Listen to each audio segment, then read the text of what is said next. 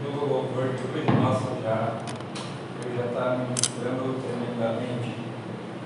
As mensagens das músicas são bem profundas, né, bem fortes, mas a gente também vai meditar na palavra. É um texto que está no livro de 1 Pedro, no capítulo 1. A gente vai fazer a leitura dos versículos 8 até o 12.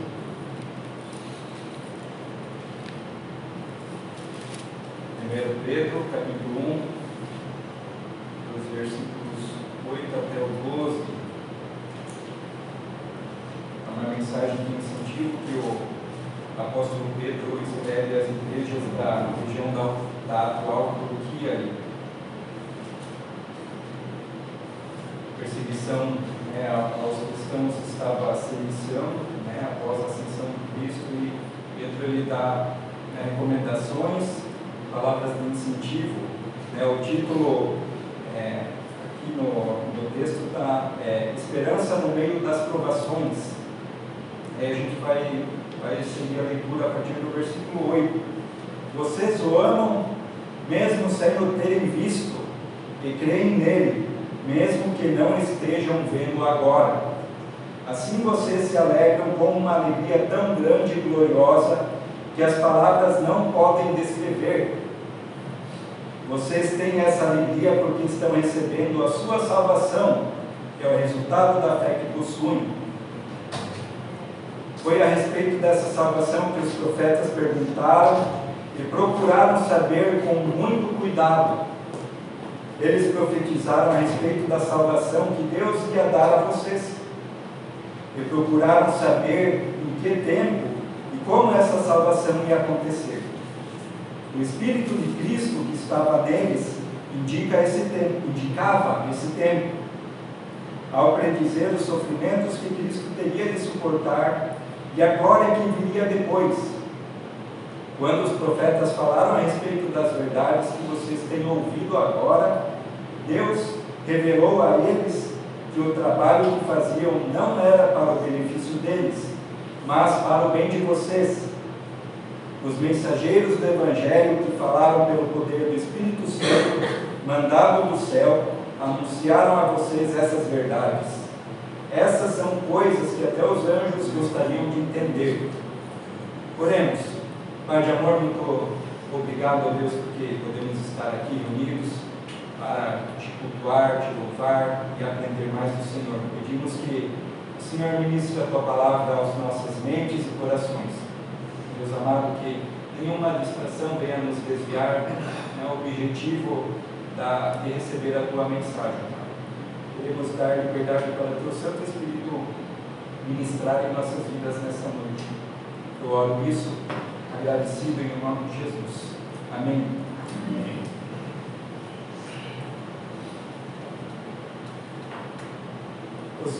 Talvez como o título para a meditação de hoje seria: os cristãos podem desfrutar da glória no presente. Você se sente feliz na sua vida? Você sente alegria em estar reunido com o povo de Deus, reunido na igreja para cultuar o Senhor? É uma coisa que talvez está parecendo cada vez mais difícil no nosso meio. Ter alegria. E se a gente não tem essa alegria, se a gente olha nas circunstâncias lá fora, nas pessoas do mundo, isso é uma coisa, triste, podemos dizer assim. Mas nós, como cristãos, como povo de Deus, a gente deve ter alegria, deve caminhar nessa alegria, porque a gente tem um suporte espiritual. Não é apenas o aqui e o agora, que eu sempre costumo falar. E essa glória, que é manifestada por meio da obra de Cristo, ela pode ser vivida agora no presente. E a gente vai olhar um pouco sobre isso nessa noite. E quando a gente pensa sobre Jesus, nós nem vimos Jesus, nós não estivemos com Cristo nesse período em que Ele esteve aqui na terra, Nós não vimos face a face, assim como Pedro viu, né, ele escrevendo aqueles irmãos ali da região da atual Turquia, ele só olha, vocês nem o viram, mas vocês amam a Jesus. E eu creio que é por isso que a gente está aqui reunido nessa noite, porque nós amamos a Jesus, né? Nós cremos nele, porque a gente entendeu o propósito da sua vinda, e a gente recebeu o Espírito Santo em nossas vidas, que coloca em nós esse amor, né? O amor de Deus, ele está derramado em nosso coração pelo Espírito Santo que nos foi dado. Isso está lá em Romanos 5,5. Nosso amor por Cristo, ele não é baseado no que podemos ver fisicamente. Sua base é o relacionamento espiritual com Ele e com que a palavra nos ensina a seu respeito. A gente sabe que a palavra é a verdade. Se a verdade está em nossos corações, a gente é movido por essas ações de amor. A nossa fé, ela vai sendo trabalhada, vai sendo fortificada. E para que a gente tenha essa fé fortificada, a gente vai passar por provações também. Isso é bem comum, né? A gente viu há pouco, né, a questão dessa música do Castelo Forte, né, como é desafiador a nossa vida. E a aprovação, ela, nesse sentido, ela nos traz uma reflexão e uma aproximação a Deus. Se a gente, como cristão, se atentar àquilo que Cristo quer fazer em nós, né, e por meio de nós, através das adversidades, nós vamos ter a nossa fé fortalecida. Então a aprovação, ela em si, ela é uma forma de que a gente possa se fortalecer e se aproximar de Deus. Lidando com amor em meio à aprovação, a gente vai sentir o guiar de Deus.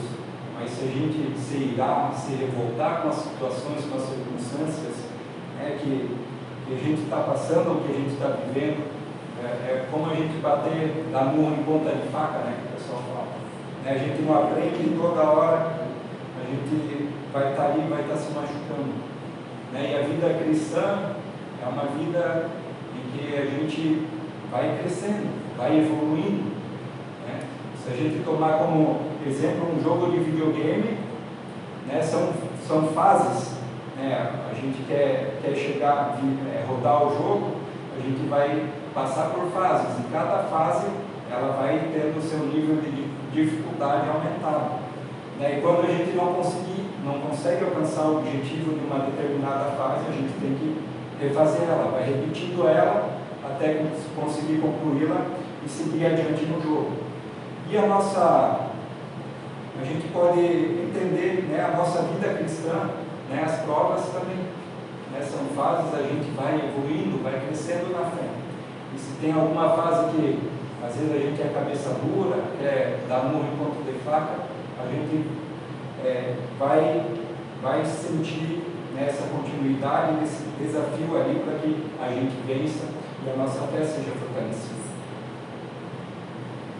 E todo esse conjunto, do amor caminhando junto na aprovação vai promover a fé. E tudo isso, tem como resultado confiar em Cristo. O amor e a fé, eles andam juntos, e a segurança, eles vêm trazendo segurança quanto ao futuro. Se a gente consegue entender o cuidado e o falar de Deus, em meio aos desafios que a gente está enfrentando, a gente vai ter uma perspectiva de segurança quanto ao futuro, uma perspectiva de ânimo para seguir em frente, mesmo em meio àquela adversidade, aquele problema que a gente está enfrentando. No verso 8, diz assim: assim vocês se alegram com uma alegria tão grande e gloriosa que as palavras não podem descrever. A gente, como filho de Deus, como povo de Cristo, a gente deve ter essa alegria em Cristo. Claro que a gente não vai se alegrar em todas as circunstâncias, nas coisas ruins que acontecem na nossa vida, em situações em que a gente enfrenta, mas é possível alegrarmos nelas, voltando o nosso coração e a nossa mente para Jesus. Se a gente voltar a nossa mente, o nosso coração a Cristo, a gente vai ter uma ótica diferente sobre aquela situação, sobre aquelas circunstâncias que talvez não são agradáveis que a gente está passando. Abraão, ele descobriu novas verdades a respeito do Senhor quando colocou seu filho no altar. Isso a gente vê lá em Gênesis 22. No nosso estudo bíblico, que está acontecendo a cada 2 semanas, a gente tem acompanhado um vídeo que chama Tetelestai. E ele traz um panorama da história bíblica.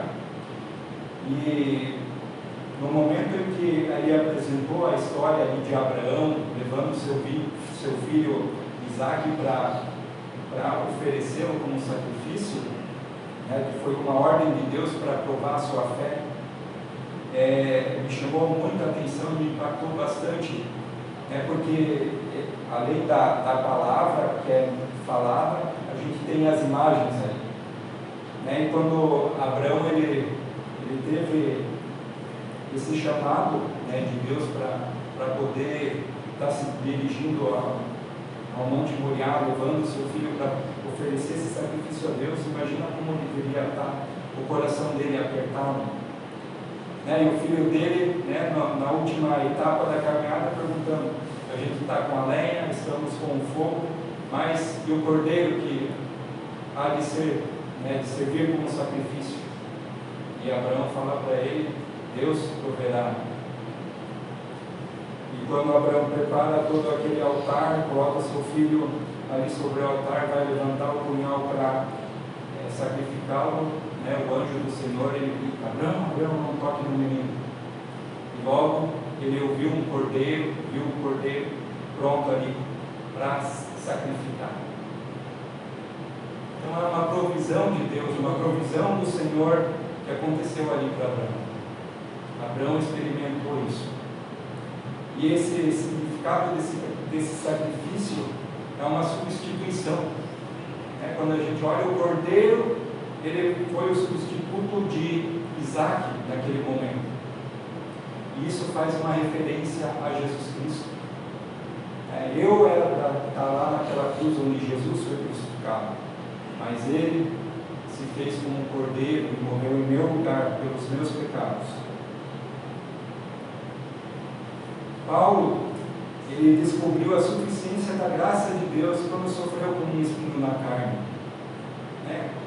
Quantos desafios quantas questões que a gente tem na nossa vida pessoal, talvez uma luta contra algum pecado, e alguma coisa que a gente está lidando a todo momento com Deus. Olha, eu precisava mudar o meu temperamento, precisava mudar isso e aquilo, e eu consigo alcançar algumas vitórias, mas chega um momento que eu volto a cair, dou um passo atrás.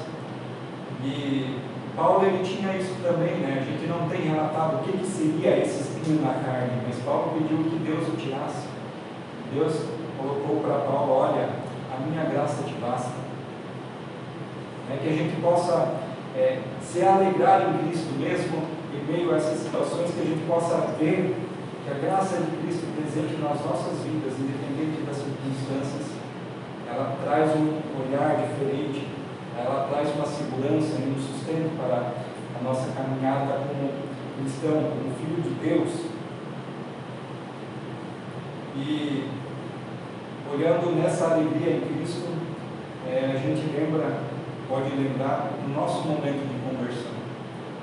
Que a alegria foi para nós esse encontro com Cristo, é muito falado desse primeiro amor, que a gente se sente leve, sente uma alegria tremenda, tem vontade, um desejo profundo de estar buscando a palavra.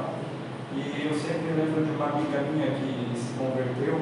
Ela estava preparando o seu TCC para mestrado, o seu trabalho de mestrado, e ela era paraguaia, ela estava entrando no mestrado ali na UFSC, e o seu projeto ele foi acusado de plágio, porque lá no Paraguai as normas de referência elas são diferentes daqui, então não foi feito adequadamente dentro dos padrões aqui do Brasil.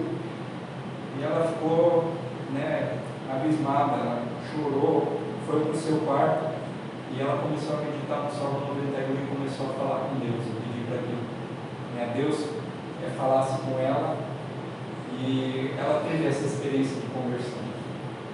E como essa minha amiga, ela expressou essa mudança, né, esse primeiro amor da vida dela, nossa, que contagiante. E essa experiência com Deus transformou a vida dela. Talvez ela não poderia ter dado certo, ela voltaria para casa, para o Paraguai, mas ela estava com o coração tranquilo, ela estava segura de que Deus tinha o melhor para a vida dela.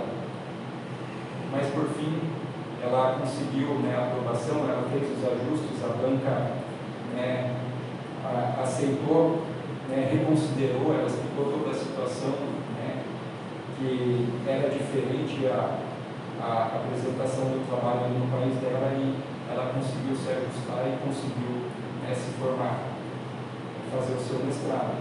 Mas isso, né, como Deus ele abre, ele vai trabalhando na vida de uma pessoa, e como ele transforma, né, uma vida, essa alegria que vem por meio de Cristo.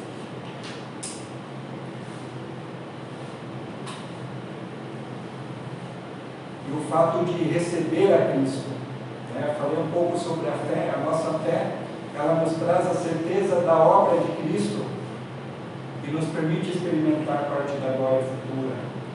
Né? E o que seria essa parte da glória futura?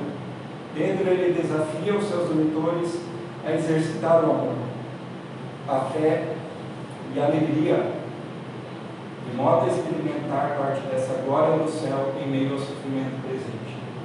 Né? Quando a gente está nesse mundo, se a gente não se conectar com Deus, a gente vive aquele vazio no nosso coração, né? Muitas vezes vive aquela felicidade momentânea, mas quando está em casa, né, sozinho, vem aquela tristeza, aquela depressão. E Pedro ele coloca, olha, vocês podem viver parte dessa glória futura, né, quando a gente vai ser transformado completamente, esse corpo corruptível, ele vai ser levado ao céu, né, em plena comunhão com Deus. A gente pode vir parte, experimentar parte disso hoje, aqui e agora. E é por meio do amor. É o amor que recebeu, que a gente recebe de Deus, recebe de Cristo, por meio do Espírito Santo. Né? O Espírito de Deus que vem e ministra nas nossas vidas, nos coloca esse amor. É o amor que Deus teve primeiro por nós. Esse amor a gente precisa também pedir a Deus para conhecer, porque é um amor incondicional, é um amor que pode ser difícil de entender e talvez até de lidar, mas se a gente colocar, olha Senhor, me faça entender esse teu amor pela minha vida, para que eu tenha esse amor pelas almas, pelo meu próximo, pelos que estão perdidos. E a gente pode exercitar isso, pode viver isso a cada dia. Isso vai trazendo fé e alegria, né? A alegria de ser transformado, a alegria de ver alguém sendo ministrado pela palavra, ou sendo transformado por meio da conversão, é algo indescritível. Isso é uma parte dessa glória do céu. No versículo 10, nós lemos, foi a respeito dessa salvação que os profetas perguntaram e procuraram saber com muito cuidado. Eles profetizaram a respeito da salvação que Deus ia dar a vocês. Essa salvação ela foi proclamada durante séculos, né, no período do Antigo Testamento, onde Deus chamou um homem, Abraão, para, a partir dali, ele criar uma nação e apresentar o plano, o propósito dele com a humanidade. Quando a gente vê essa graça direcionada a vós, né, aqui aquilo que esses novos cristãos estão vivendo ali nessa vida com Cristo, os crentes do Antigo Testamento, eles também possuíam uma promessa de Deus. Eles também eram filhos de Deus, né? Abraão, a sua descendência, mas eram como filhos em sua menor idade. Vocês lembram que eu comentei um pouco sobre esse mistério, né, de Deus, esse mistério que foi revelado, e dessa herança que a gente tinha por meio de Cristo, né, como co-herdeiros em Cristo. Essa herança ela era dada nesse exemplo ali para o povo grego, né, como um filho adotivo, mas que já tinha seus plenos direitos, sua plena autonomia como alguém de maior. Né? Então o povo cristão ele foi chamado, né, para viver essa fé em Cristo, mas já para aproveitar e usar, viver essa herança que o Pai Celestial tinha lhes dado, né? Já na sua maturidade, na sua autonomia de filho adulto. E aqui, quando a gente olha para essas pessoas que serviam a Deus no tempo do Antigo Testamento, eles eram como filhos em sua menoridade, porque eles ainda não entendiam, não tinham a compreensão, né, do propósito integral de Deus. Eles estavam ali debaixo do cuidado de Deus, mas eles não tinham essa autonomia na caminhada. Eles estavam entendendo, recebendo de Deus as profecias daquilo que haveria de vir, né, do Cristo que viria, mas eles não tinham essa certeza, essa clareza de como seria. Né? Eles estavam esperando um rei, estavam esperando um Salvador, um Messias, mas não sabiam na forma e como que seria. Os profetas, eles estavam ministrando a uma geração futura. Né? E que geração que é essa? É a nossa geração, a era da igreja. Né? Isso era um mistério para aqueles profetas. Eles recebiam a mensagem, recebiam a palavra, né, as escrituras, eles se debruçavam nelas, mas, né, não estava claro. Tanto que no período em que Jesus veio a esse mundo, né, os próprios discípulos eles não entenderam que Jesus teria que ser sacrificado. E a respeito desse mistério, eu gostaria de estar fazendo a leitura em Efésios, no capítulo 3, do versículo 1 ao 13, em que o apóstolo Paulo ele comenta um pouco e fala desse mistério. Esse mistério que hoje nós, como cristãos, como igreja, nós somos participantes, né, desse chamado de Deus por meio de Cristo para fazer essa anunciação do Evangelho. Efésios capítulo 3, está fazendo a leitura a partir do 1 até o 3, então. Por essa razão eu oro a Deus, eu, Paulo, que estou preso por causa de Cristo Jesus, para o bem de vocês, os não-judeus. Com certeza vocês já sabem que Deus, por causa de sua graça, me deu esse trabalho para o bem de vocês. Deus me revelou o seu plano secreto e fez com que eu o conhecesse. Eu escrevi isso em poucas palavras, e se vocês lerem o que escrevi, poderão saber como entendo o segredo de Cristo. No passado, esse segredo não foi contado aos seres humanos, mas agora, por meio do seu Espírito, Deus o revelou aos seus santos, apóstolos e profetas. O segredo é este: por meio do Evangelho, os não-judeus participam com os judeus das bênçãos divinas. Eles são membros do mesmo corpo e participam da promessa que Deus fez por meio de Cristo Jesus. Né? Então essa verdade ela veio por meio de Cristo, e os povos, né, que não eram da descendência de Abraão, eles são convidados, eles são aceitos, né, são chamados a viverem com Cristo e por Cristo, e eles recebem essa herança divina. No verso 7, graças ao dom que Deus, na sua bondade, me deu, e pela ação do seu poder, eu fui colocado como servo do Evangelho. Eu sou menos do que o menor de todos os que pertencem a Deus, mas mesmo assim, Ele me deu este privilégio de anunciar aos não-judeus a boa notícia das imensas riquezas de Cristo. E olha, a gente pode se colocar no lugar de Paulo aqui, né? Como igreja de Cristo, nós também somos chamados para testificar, para falar da obra de Deus, para anunciar as boas notícias dessas riquezas de Cristo. Verso 9: e também me deu o privilégio de fazer com que todos vejam como se realiza o plano secreto de Deus, que criou tudo, escondeu esse segredo durante os tempos passados. E isso aconteceu a fim de que agora, por meio da igreja, as autoridades e os poderes angélicos do mundo celestial conheçam a sabedoria de Deus em todas as suas diferentes formas. Então, quando a gente olha a forma de Deus falar lá no Antigo Testamento, era por uma forma, por meio de profetas, por meio dos sacerdotes, e hoje Deus fala por meio da sua palavra, a Bíblia, e por meio do Espírito Santo, que é a terceira pessoa da Trindade. Deus fala também diretamente a nós. Hoje a gente não precisa mais de uma via, de um sacerdote, não precisa mais de um sacrifício. Hoje é direto com Deus. E a gente pode usufruir dessa bênção. Deus fez isso de acordo com o seu propósito eterno, o que Ele realizou por meio de Cristo Jesus, o nosso Senhor. Por estarmos unidos com Cristo por meio da nossa fé nele, nós temos a coragem de nos apresentarmos na presença de Deus com toda a confiança.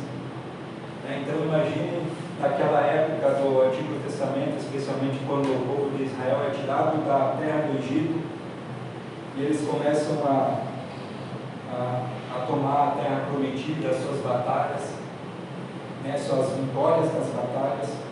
Imagina como o povo ficou temeroso com esse Deus que estava olhando pelo povo de Israel, que estava lutando pelo povo de Israel. E hoje, naquela época, eles viam como um Deus justiceiro, e alguns teólogos colocam, ou até comentam, para muitas pessoas que o Deus do Antigo Testamento era um Deus muito irado, matava pessoas. Mas isso era um propósito que ele tinha. E hoje, por meio de Cristo, a gente tem a nossa redenção. Por meio da nossa fé nele, nós conseguimos nos apresentarmos na presença de Deus com toda a confiança. A gente sabe que Deus é um Deus justo, e essa justiça de Deus, ela precisa ser de alguma forma atendida.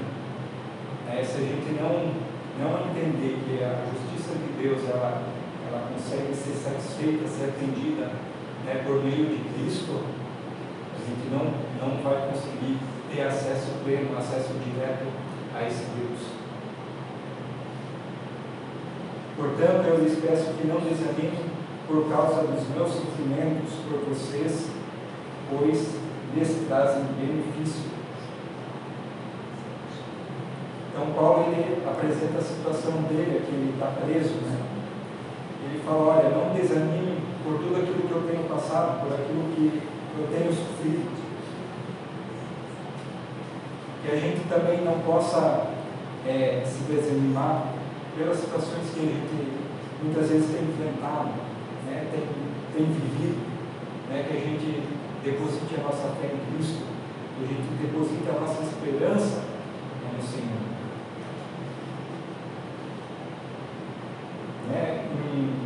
A gente tem diversas relações de profecias e de seu cumprimento no Antigo Testamento, com relação a Cristo. Se a gente olha a mensagem da palavra, o conjunto da Bíblia, elas estão apontadas, estão centralizadas em Cristo. Então, se uma pessoa que queira buscar entender o plano e o propósito de Deus, ela vai encontrar evidências naquilo que Deus já falou para o povo de Israel lá no período do Antigo Testamento, e elas estão sendo cumpridas no Novo Testamento, e especialmente nessa centralidade de Cristo a respeito da sua primeira vinda, do seu sacrifício, mas também da sua segunda vinda, que é a nossa esperança como povo de Deus hoje, povo cristão, que de que Jesus estará voltando para levar a todos aqueles que o pertencem, para morar junto com Ele, para transformar esse corpo pecador num corpo incorruptível, num corpo transformado. E eu gostaria de fazer alguns apontamentos. Em Gênesis 18, Jesus Cristo ele é prometido como uma descendência de Abraão. A gente vê esse relato lá em Atos 3:25. Isaías 9:7, Jesus como herdeiro do trono de Davi. E a gente encontra isso lá no início de Mateus, no capítulo 1, versículo 1. Começa a genealogia. Em Isaías 9:7, nós vemos que Jesus ele é herdeiro do trono de Davi. Em Isaías 7:14, Jesus ele seria nascido de uma virgem, o Salvador ele seria nascido de uma virgem. Em Mateus 1:18-23 a gente encontra esse relato. Isaías 53:12, Jesus seria o Messias, o Salvador prometido, ele seria sacrificado com pecadores. Em Mateus 27:38 a gente vê que Jesus ele foi colocado entre dois pecadores, só por isso ficou no centro. Em Salmo 16:10 fala sobre a ressurreição de Cristo. Em Mateus 28:9 revela isso. Em Salmo 68:18 a gente lê a profecia sobre a sua ascensão, seu retorno para o céu. Isso também está lá em Lucas 24:50 e 51. E sobre sua exaltação à direita de Deus, lá no Salmo 110:1. E a gente encontra isso lá em Atos 2:34. Então o plano de Deus, o projeto de Deus, ele é perfeito. Deus ele tinha um objetivo, ele apresentou isso de formas diferentes na história da humanidade. E hoje a gente tem essa história completa, aquilo que era um mistério para o povo de Israel, esse entendimento, essa compreensão de Jesus como Rei, como Salvador, como Messias, hoje ela está completa na palavra. E a gente tem essa palavra completa para poder buscar, conhecer, entender e viver isso.